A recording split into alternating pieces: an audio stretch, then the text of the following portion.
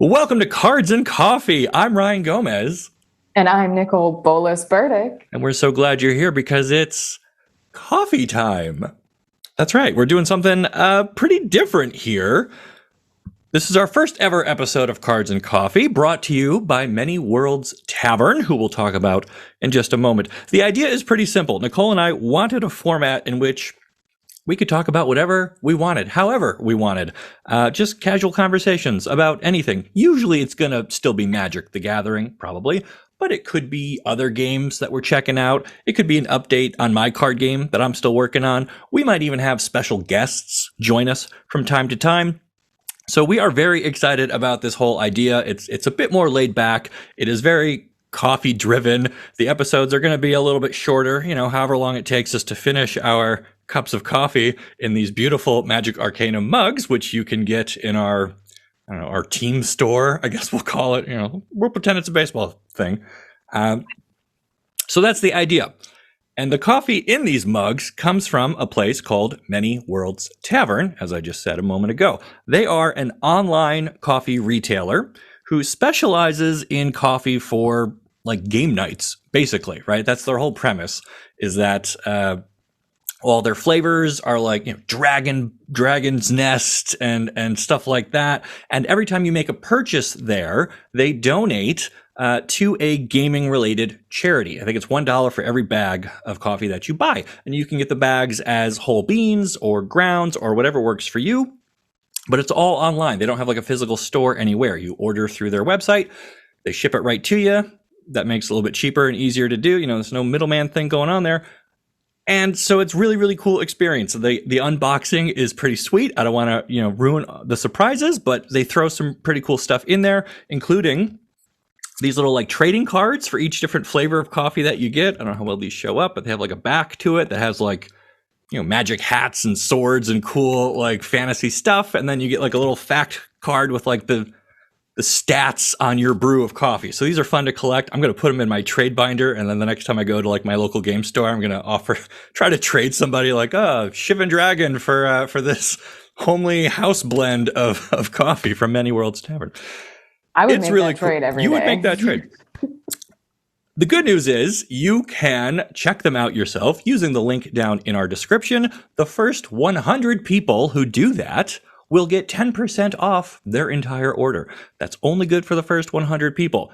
So I hope you did not have decaf this morning because you got to move quick. Hit that link, check them out. You're going to be supporting gaming charities, which is cool. You're going to be supporting a small business run by two of the coolest dudes that we've ever talked to. They love gaming. They're all excited about Dungeons and Dragons, and they were so on board with sponsoring this episode of Cards and Coffee.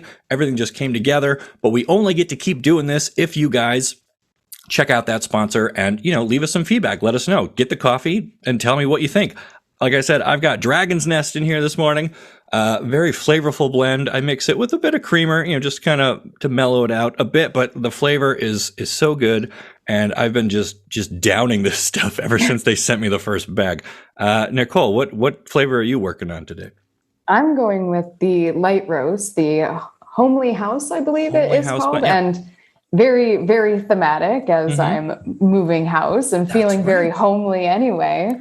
So it's definitely been there for me in the last couple of days since receiving it. Every morning I've brewed up at least one pot of this, and quite honestly, it is, like you said, the unboxing is worth it on its own, but the coffee has been so good. Coffee's great, cool business. I can't get over it. So normally, you watch somebody doing like a sponsored bit and you're like, boy, that guy's faking it. Literally drinking it right here, guys. And so that's the idea for the show. We're just going to hang out, have our little morning coffee, chat about fun stuff. And today we are talking about the Magic Arcanum Cube, which we kind of kicked off the idea for in a previous video. We did the battle for the cube. We decided we should have a cube. And we're going to talk today about some of the first cards going into it and kind of our plan for the whole thing. So before we get into that, I think we need to explain for anyone who doesn't know, what is a cube? Why would we make one? What is it? What the heck? Right? It's cards, and it's a lot of cards. And it's, to me, cube it's more of a format than anything else. I know that some folks just use it as a play style, others a complete format, others just a way to store their cards and have a fun little draft on their own. And I certainly can remember when you won the last time. The battle for the cube, right. So I've decided to make what we're calling the Arcanum Storyteller's Cube. So let me explain what is a cube, what's the difference, how is it related to Magic the Gathering. So in Magic, there's really two different ways to play the game, right? You could separate everything into these two giant buckets. The first bucket would be constructed, and that's where you build your deck using whatever cards you want per the rules of that individual format, we'll say, right? So standard lets you use any card printed within the last 2 years, give or take, right? So you get to design your deck using anything in that standard card pool. Assuming you can actually get your hands on the card, you might have to trade or buy or whatever, but that whole pool is open to you to build your deck however you want.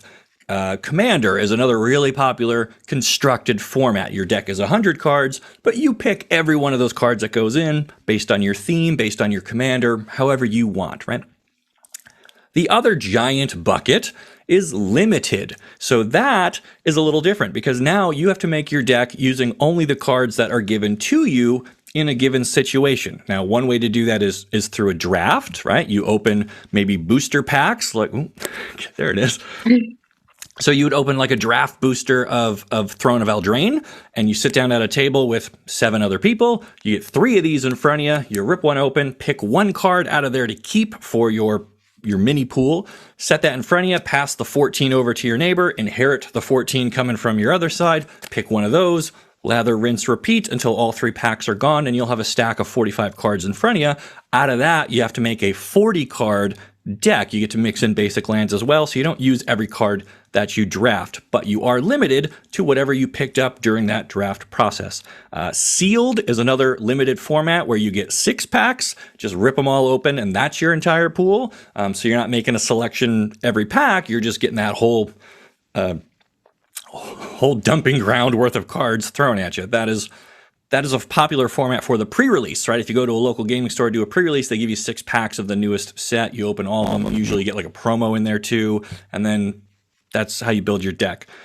You could also create your own cube, which tries to mimic the drafting experience. You get to start with something like this. This is a Cube-a-majig, which is a reusable sort of booster pack. And instead of opening regular packs of Eldraine or whatever, you are instead opening cards that somebody has picked for that cube, right? And so that's where we're trying to get into this. We're going to design or pick a list of cards that we think work well together for a draft environment.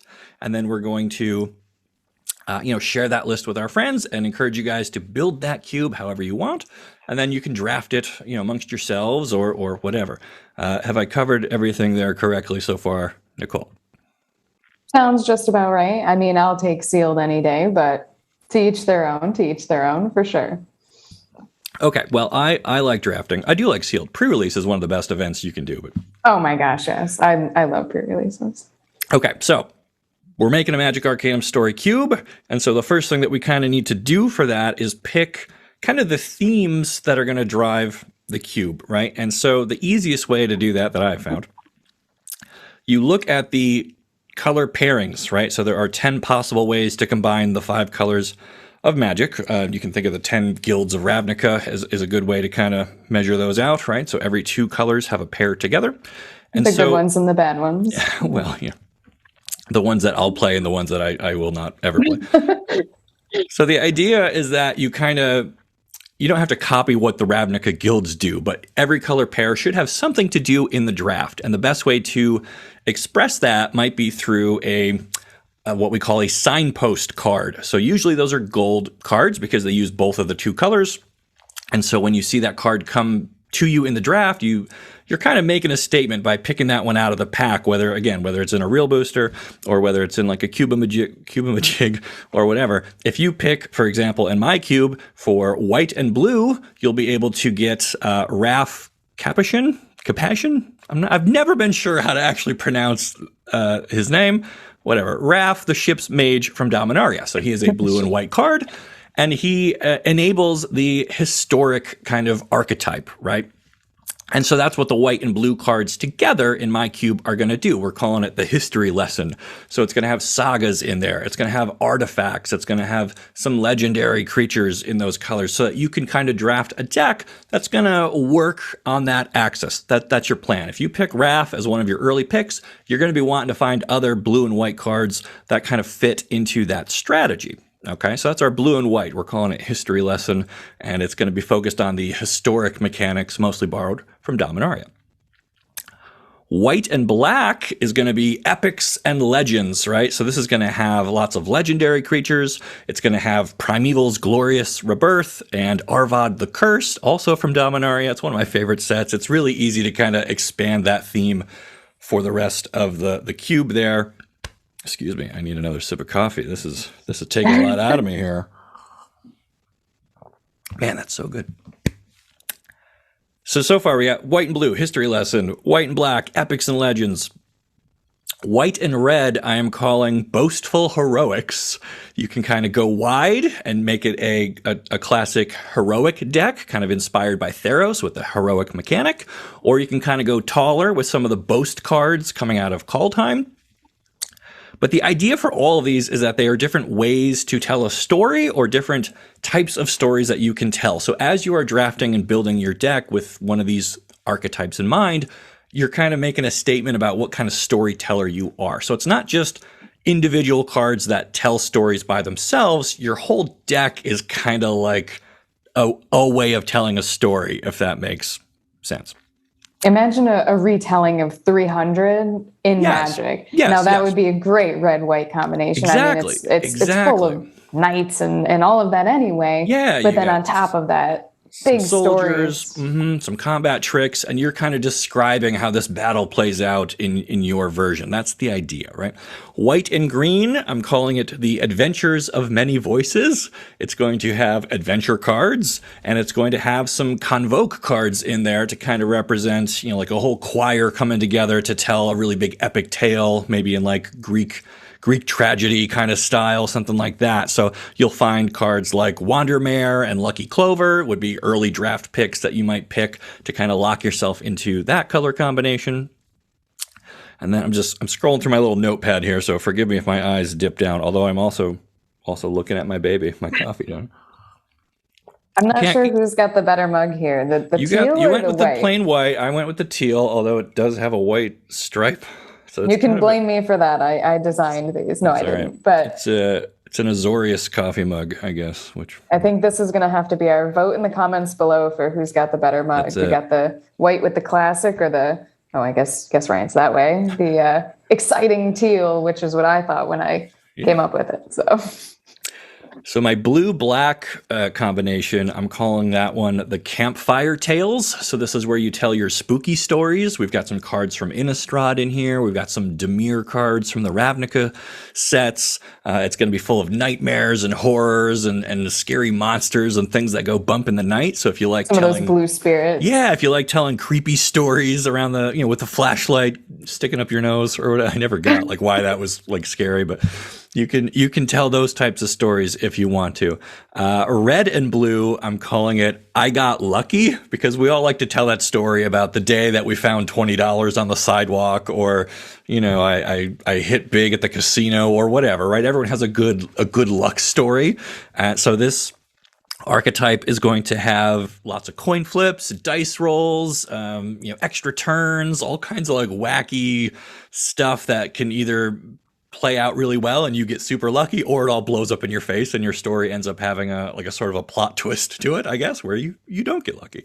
I mean, even if it blows up in your face, that's probably exactly what they were looking for in what blue-red. They wanted that. Yeah, it still makes for a good story, right? Where am I? Blue-green. I'm calling this one a fish this big, right? Everyone has an exaggerated tall tail where, I almost caught it, but it got away, but you should have seen it. It was this big. So that's going to have kicker and ramp cards in it to get you lots of mana. And then you get to play some giant sea creatures and some sea monsters, because it's all about fish. It doesn't literally have to be. You could combine the green ramp kicker cards with I don't know, some of the white-black legendary cards, and maybe you make an Abzan thing work where you're ramping into giant demons. Whatever. There's all sorts of cool ways that these, color pairs are going to overlap and intersect and open up all sorts of different draft strategies. That's the idea. Anyway. They're all good bases too, like for anything you want to add on to it. Specifically in a fish this big, I believe there was a pre-con on Arena called Massive Menagerie that was blue-green that honestly, great inspiration if we want to, start looking at that, because it's very thematic to what's already out there too. And so we're tying in the stuff we're already familiar with, right? You've seen it on Arena. We're going to take that to the next storytelling level. Exactly. Black and red, I'm calling it beat poetry. It's going to be a very aggressive kind of, it's going to have spectacle and unleash and a lot of the Rakdos kind of performance art cards, but it's also going to be really low to the ground, just smashing in there. Maybe you borrow some of the spooky skeletons and small demons out of like black from the other stories, and you just kind of, you hit them hard and fast, almost like landing a really snappy joke or something like that. That's the kind of story I'm trying to capture in those colors. Black and green is worst day ever. It's going to be lots of removal. It's going to be casualties of war. It's going to be putrefy, things just getting blown up and murdered, and then some really big Hydra comes out of nowhere, and you're like, this is it. This is how I lose. He's going to destroy all my creatures and then crush me to death with a Thrag Tusk or something. So that's kind of the theme for those colors is like disaster movies and nature going crazy on you. I like that. That's probably my favorite. Yeah, it's Vraska. It's red. It's green black. It's my favorite. But red and green, I'm ending on dreams, fantasies, and memories. So this is kind of like a melting pot, but it's going to have ways to reap the past, quite literally. It's going to have vengeful rebirth, where stuff is coming back out of your graveyard, which kind of represents memories coming back, whether they're good or bad, you kind of get to decide. It's going to have some kind of recursion and stuff like that. Maybe a little playing off the top of your deck, or, exile and then get to play it, which red has gotten really good at lately. And that kind of represents, a dream or an inspiration kind of just jumping into your story, to kind of just be a little weird and different. So those are I think I got them all. Those are my 10 archetypes, color pairs so far. I have started putting some cards together. I'm using a website for that, and I will have a link down in the description if you want to check it out as I'm adding in cards. If you want to leave me feedback on what you think will or won't work, let me know. I'm really excited to flesh out the rest of this, the draft, the cube. I think it's going to make a cool draft environment. I love telling stories. I think doing a storytelling cube is going to be really great. And so that is kind of how I'm approaching it. But, I'm not going to be able to fill all 8 seats at my table by myself. So I need other people to like it too. And hopefully the next time we're together within, 2,000 miles of each other, Nicole, we can do this as well. Because unfortunately you're in New York, I'm down in Texas. We don't get to see each other very often. But this is something that could come online. They have done community cubes before. So maybe if this gets attention from my friends over at Wizards of the Coast. Hi guys. Hi. How you doing? Maybe we can have a story time cube. It might be a really fun thing to see online someday. So that's where I'm going with that. Absolutely. I mean, that would just be exciting, right? It would be very exciting. And then we get to talk about like how to pimp the thing out, right? Is it going to be foils, full arts? What kind of basic lands should be in there? What kind of other stuff like that? So that's way down the line. First, I got to finish what we call the skeleton of the cube, right? Give each archetype some good signpost cards, and then kind of build out from there so that players can follow along during the draft and reasonably know what to expect from each of the color pairs, and have a deck at the end of the day that they actually feel good about playing their opponent. So that's it. That is the current update on the cube. I'll have the link in the description. Also, the link over to Many Worlds Tavern, which please check them out. They are amazing. We want to see them succeed. Very nice company run by some very nice guys, and they make a very nice cup of coffee. Mine is like 2/3 gone already, so I'm just gonna keep. I'm more empty than I would like to admit, because I do fly through coffee, and I will let you all have the 100 10% off coupons, but do know that it is a hard choice for me not to just run and snatch them all out because I'm going to need a refill soon. Me too. All right. So I think this is probably a good place to wrap this one up. We've covered our topic for today, and this is really what Cards and Coffee is supposed to be about. Just a casual chat, bringing each other up to speed and sharing, some cool stuff with our community. We love you guys. We love getting your comments, your feedback, all that sort of stuff. So if you haven't subscribed to the channel, if you just found us somehow, this is your first episode, welcome. Normally we talk about the cards and the stories behind the cards, which today we're trying to spin into a cube, but we'll be back. I'll give you guys a little secret since I know you're watching this. The next episode we do, what's it going to be, Nicole? Why don't you break the news? I'll let you speak for a second. I don't want to do that. You don't want to talk about it. Okay. So well, I have a suggestion. What do you got? There are a few key characters in our next episode. Mm-hmm. What if you tossed out a casting for one or two of them, just who you would cast, and see if people can guess what the next episode is about? Oh my gosh, you're going to put me on the spot to cast. I am going to absolutely put you on a mustache minute spot to call out one casting for a character in the next episode and see if people can guess in the comments who that character is based solely on your casting. Now, I'm giving you some time here, and I'm extending the time you have to think of a casting. And I know that coffee you're drinking is quite strong, so I believe in you. Ryan Gomez. I believe that you can. Well, so I've seen the thumbnail for our next episode. I'm trying to remember who's on there and who would fit each of these characters, because they are kind of iconic Magic characters. They're going to become very I'll key to the story. One if you want me to. Can you? I haven't seen you do a casting yet. Yeah, one of them we've already done before, so you can't take that one. No, I hope you know. I will do one that we have not done. Okay, the other two are open. So who you got? I think one of the characters can only be best represented by the one and only Bautista.